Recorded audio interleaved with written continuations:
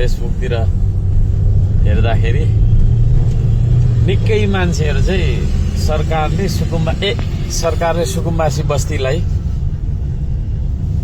निर्मम तरिकाले भत्काइरहँदाखेरि त्यहाँनिर गरिब दुखीको बिचल्ली हुँदाखेरि कोही मान्छे रोइराखेको, कोही छटपटाइराखेको, कोही त्यही भत्काएको तपाईँको चाहिँ नि भग्नावशेषभित्र चेपिएर टिन ओढेर सुतिराखेको, रात बिताइराखेको कारुणिक दृश्यहरू देख्दाखेरि अब म जस्तो दयालु मनको धनी, मायालु मनको धनी, मानवताको धनी, जसले चाहिँ तुइनमा एकजना बालिका तर्दै गरेको देख्दाखेरि त्यो दार्चुलाको कहाँ रहेछ भनेर पत्ता लगाएर त्यहाँनिर पुल बनाउनु पुग्छ, त्यो खालको मनको धनी मान्छेले अब यो खालको चाहिँ नि तपाईँको हजारौंको संख्यामा मान्छेको घरहरू भत्केर बेघर भइरहेको ठुलो हेरेर बस्न सक्छु त म?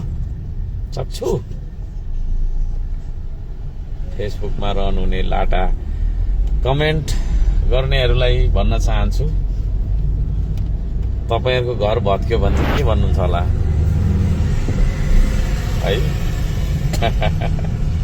धेरै मान्छे बन्नुहोस्। पहिला मान्छे बन्नका लागि भात खाएर कपडा लगाएर घरमा बसेर मात्रै हुँदैन।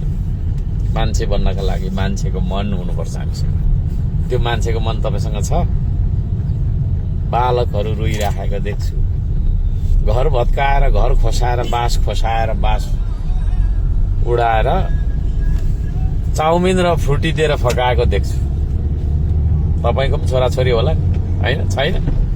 मलाई गाली गर्नेहरूलाई म सोध्न चाहन्छु, तपाईको छोराछोरी छ कि छैन?